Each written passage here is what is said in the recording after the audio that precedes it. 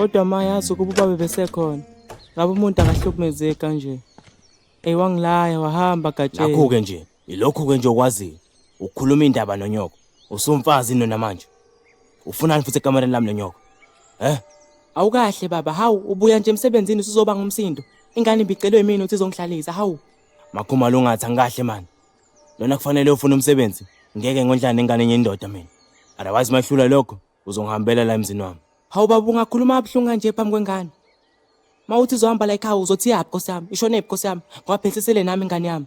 Akudoke ligayele mina-ke lolo. Kusimina phela ngabulala uyehlo.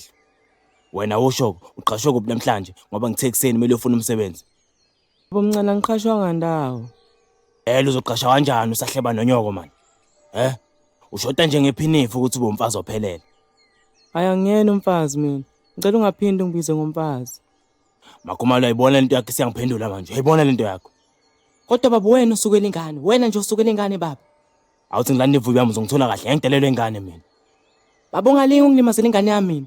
Ungalingi nje baba ungilimazela ingane yami. Musu kungikhoza mani Makhumalo usuke ngifake kuwe le mvomo uzoyifaka kuwe mina. Nto, phuma fast, baleka nto. Moplo, uzala wena. Mopi.